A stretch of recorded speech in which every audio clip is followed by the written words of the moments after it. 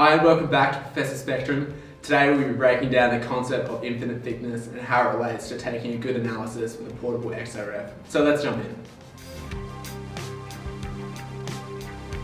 Infinite thickness is the term used to refer to the minimum thickness a sample must be in order to absorb all the X-rays released by the XRF instrument and emit the characteristic signal from the sample.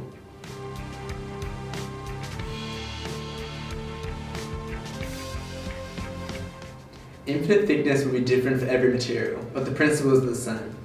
The sample needs to be thicker than the distance that the primary X-ray beam and returning X-ray energies can travel through. It is considered thick enough when it is able to absorb the fluorescence of atoms inside the sample. In simple words, it needs to be thick enough for the XRF to see.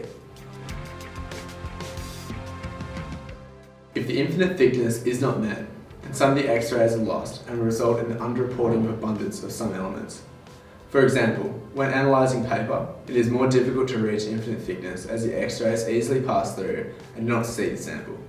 In the case of the paper, we recommend using a Teflon block behind the paper so the X-rays can bounce back to the detector. The results will only show the elements in the paper. Teflon is made of carbon and fluorine, which cannot be detected by the portable XRF. Infinite thickness is dependent on the depth of X-ray penetration and is primarily determined by the density of the sample medium. The rule of thumb is the denser the sample, the less thickness it takes to achieve infinite thickness. Therefore, when analysing pulps versus metal, the amount of sample needed will look different as they are different densities. For example, with the pulp, we recommend 3/4 of these sample cups at a minimum to ensure infinite thickness is met. And that's it. We hope we clarified the term infinite thickness for you. As always, feel free to get in touch with us. We'll see you next time.